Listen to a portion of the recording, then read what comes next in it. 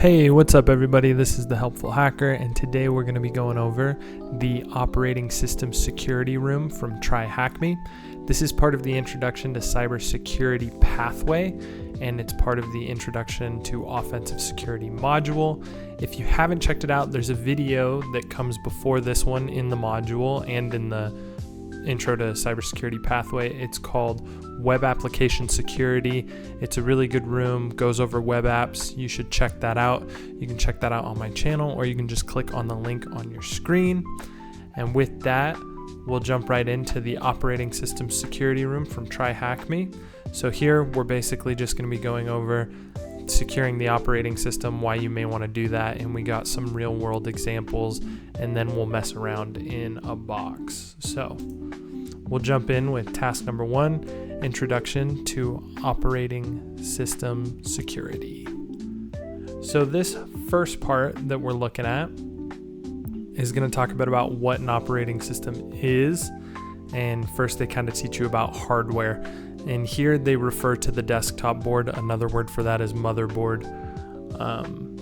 And they're going to go over the CPU, RAM, HDD or SSD, different types of storage, and how basically this all connects to the motherboard. And this is the actual physical components of a computer that you can hold, that you could take out of a computer if you wanted to, or you could switch out for a new one, right? I mean, if you have a CPU, you can switch that out for a different CPU or more CPU. You can switch out all sorts of stuff. And so what they're really focusing on here is the actual physical components of a computer, and that's referred to as hardware.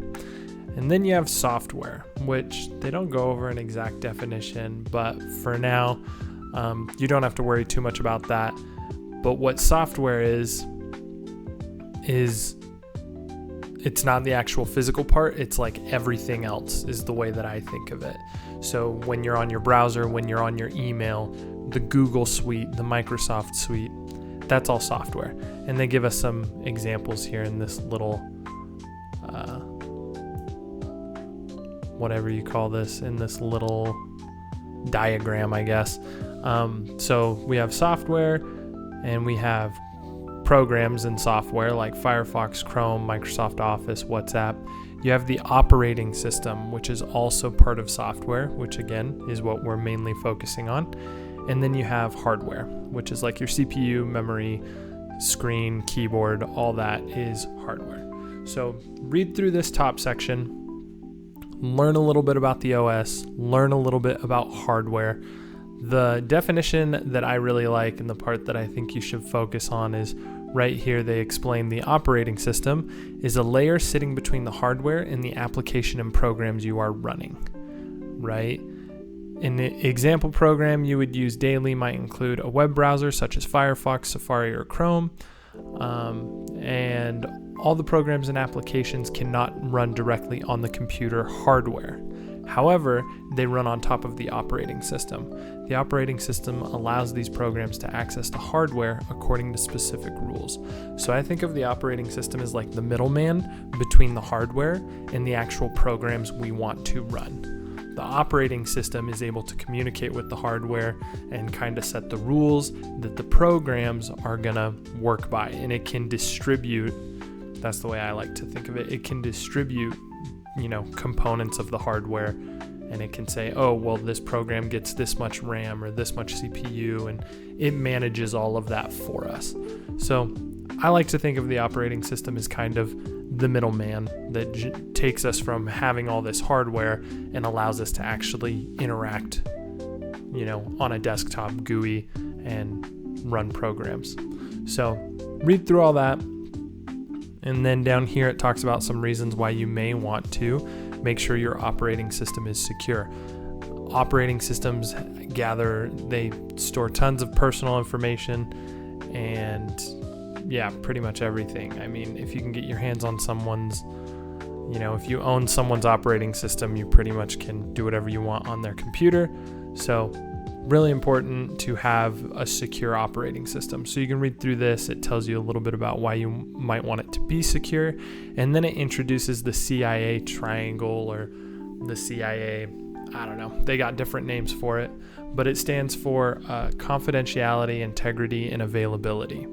And then it gives you definitions of what those mean.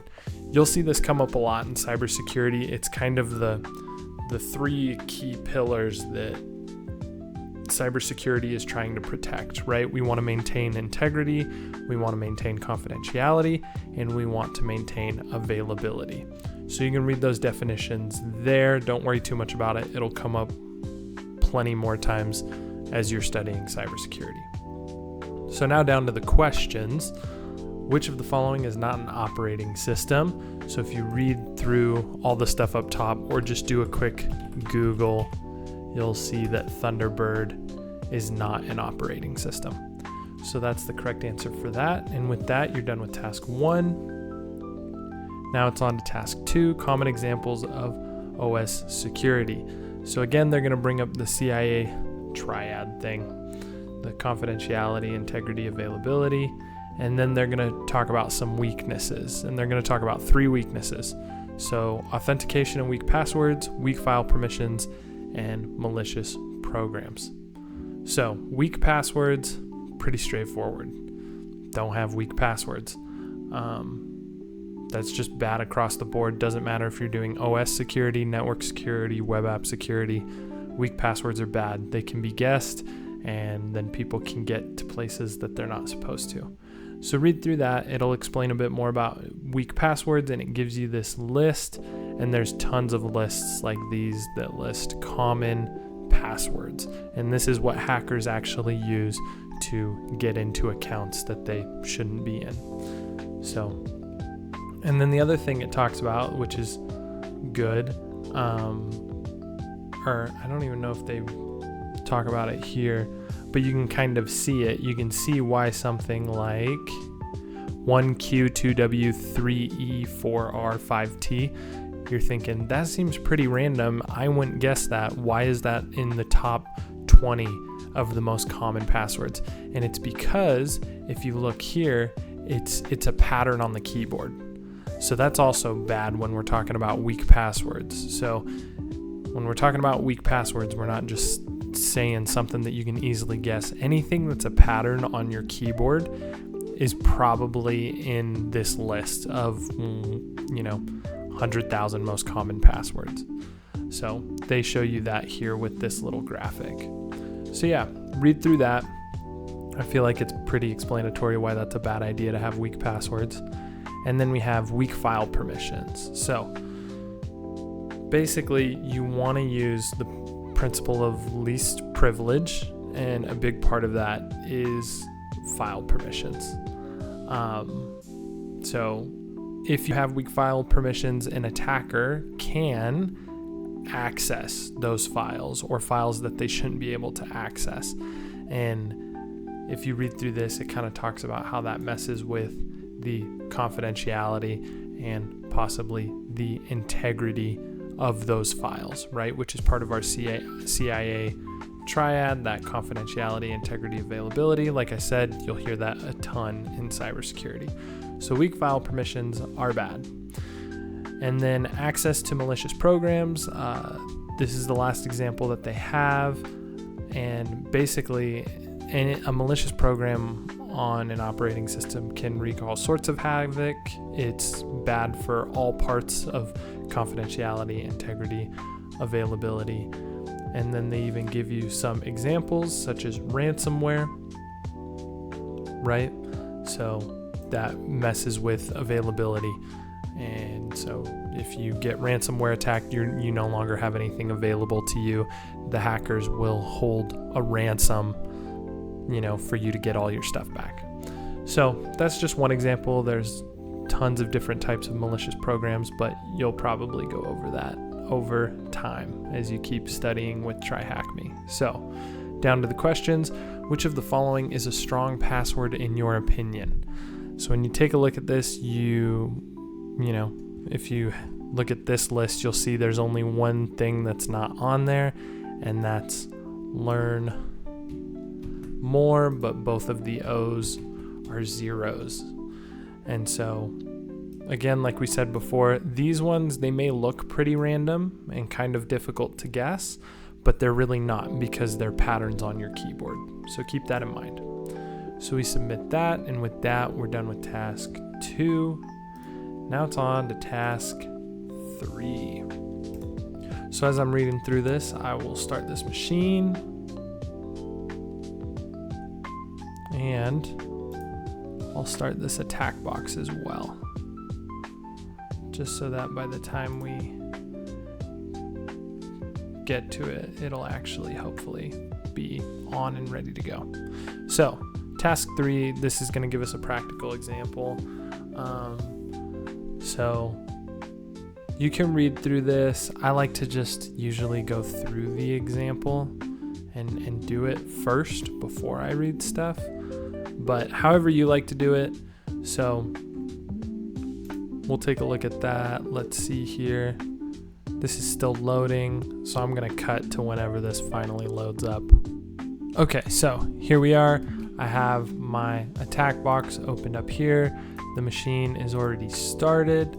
So if we go take a look at the practical example, it says in this example, we have discovered a username. So after we've discovered that username, we are now going to try and guess the password. And then after that, we'll try to escalate our privileges to system administrator. If some of this doesn't make sense right now, don't worry about it. Just go through the example, try to retain as much as you can. You'll get used to, doing privilege escalation on Linux machines and all the kind of different things we're going over. It just takes time, and you got to do a lot of, practice. So don't worry if you can't quite follow all of this, but try to hang in there and go through this room. So the account is called root on Linux systems. On Microsoft, the account is called administrator. So the root and the administrator accounts, didn't mean to click on that. The root and administrator accounts have complete unrestricted access to the system. So that's bad. So if someone can get into our root or administrator accounts, we're pretty much hosed. So in this task, we're gonna hack into a Linux system. They assume you've never used Linux before. So if you haven't done anything with Linux or any of that, you can go through here and kind of read the examples. I'm just gonna jump right in. So you'll go up here, you'll go to the terminal,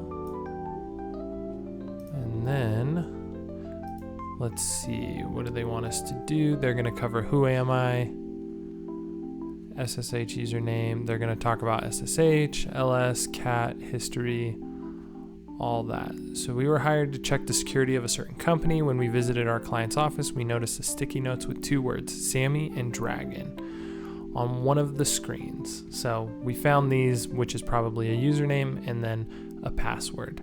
So let's see if Dragon is Sammy's password on the target machine. So we can do that by copying this command.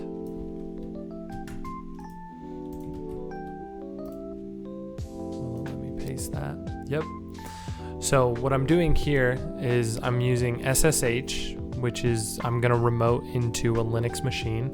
I have the username, Sammy, and then that's @ and this number right here is the IP address of my machine that I started down here, right?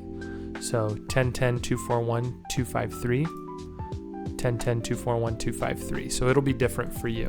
So just type that in like this, hit enter. It's going to ask you if you trust it, and then what's the password. And we're going to try Dragon. And sure enough, shocker, Dragon's the password. So we are now in the system. So I'm going to ls real quick, kind of see what we have. We have something called password.txt. So let's cat that, and it says Sammy Dragon. Okay, yeah, so we can see she even has her password on her actual computer written down. So we've done that first part. We've read through all that. Yeah, and if you're really confused, like I said, read through this. It'll talk about how you don't see stuff when you type in an SSH password and other stuff like that. So let's check out some of these commands they want us to do. So who am I? Sammy, so that's just going to tell me the user that I am. And then ls, we already did ls up here, and we can see we have country.txt, draft.md, icon.png, passwords. We can see all of that. So that's just listing everything that we have in the current directory. And then we can cat the file name. So like I did with the password, I just did, where did I do that? Right here. So cat password.txt, and then it showed us what was in that file. So we can go through that. Here they cat draft.md, so we can see their example. And then it gives you a little tip in there. So, sweet. So the history, this command prints the commands used by the user. Okay, so this is kind of a cool command. So if we type in history, we can see, and it even gives us a number, we can see the order of different commands that has been run on this user. So these are ones that I did. I just did history, I did who am I cat the password, all that. But if we keep looking through here, we can see someone made it, sudo host name, they set the host name. So yeah, we can see all of the history. So this is everything that any command that's been typed in for this user. So we have learned about 2 other usernames that can access the attached machine. They are Johnny and Linda. Okay. It did. I guess they're just really handing this to us. Okay, great. So unbeknownst to us, we figured out that Johnny and Linda also have access to this machine. So now what we're going to try and do is log in as them, basically, is what it sounds like. So yeah, if you're not logged in, again, this goes back to some basic Linux stuff. If you haven't, check out the Linux Fundamentals module. I have 3 videos explaining those. It's Linux Fundamentals 1, 2, and 3.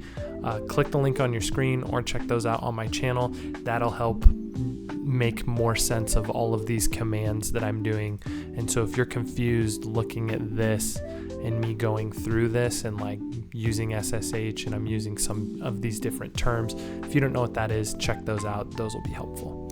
So now we're going to get down to the questions, plural. So based on the top 7 passwords, let's try to find Johnny's password. So Johnny. So what I can do is I can do switch user and then do Johnny. And now it's going to ask me for a password. So they're basically saying on the top 7 passwords, which I assume they mean from this, they want us to guess some. So I'm going to start at 7 and do ABC 1, 2, 3. Because if I remember right, yes, sweet. Okay, so that was the right answer. Why do I know that? I feel, a lot of times with these things, they make you go through each one, so you have to try it multiple times. I don't want to do that because that's time consuming, but you guys can. So the password for Johnny was ABC 123. So yeah, if you just go through. You can try all 7 if you want. Try different passwords. If you do it wrong, you'll just get an error, and then you'll have to retype in SU, which stands for switch user, Johnny, and retry different passwords. So now that we're logged in, we can use the command history to check commands that Johnny has typed. So let's do that. Let's try history. Spelled correctly. Okay. Happy hacking. So we see here.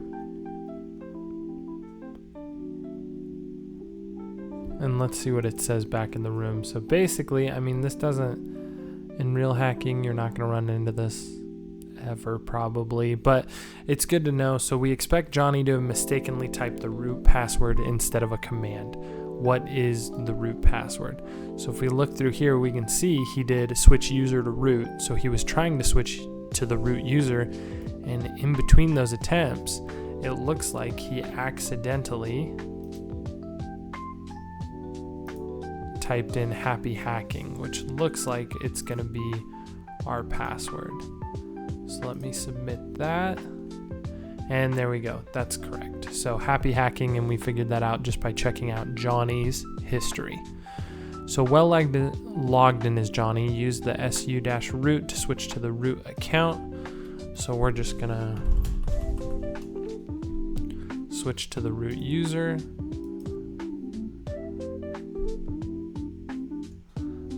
And then I just typed in that password. Well, I just pasted in that password. And now we can see if we type in who am I, it's going to tell us we're root. So now I can cd back to kind of the main directory. And then my guess is, let's see, switch to the root account, display the contents of flag.txt in the root directory. Okay. So I'm changing directories here. Again, if you don't quite understand what I'm doing, you got to check out those Linux fundamentals video. So I already switched back to the, oh no, I didn't get it. So we're going to move into the root directory, ls, and then I'm going to cat flag.txt. Let's see what we get. And it's thm, you got root. So we're going to copy that, come over here, and paste that. And now before I submit that, let's just double check here. So again, this room has basically been all about, OS security, and we just were able to go through this machine and we were able to guess people's passwords, and using all of this information, we looked at their history, and then because of that, we were able to become the root on the system, right? So if we had a secure operating system, we shouldn't have been able to do this. So, but we did it, we got the flag, so you can submit that. And there you go, congratulations. So again, like I said, this room all about operating system security. Go through it more than once, feel free to. That's a good practice just with any of these TryHackMe rooms. Going through something multiple times really helps solidify it. Hopefully you found the video helpful. If you did, give it a like, subscribe. That helps me out a ton. Now that you finished the operating system security room, you have to check out my next room, which is network security, right? And that's still part of this introduction to offensive security module, part of the introduction to cybersecurity pathway. So check that out. You can just click the link on your screen, or you can check that out on my channel. And with all that, congrats, you have finished the operating system security room from TryHack.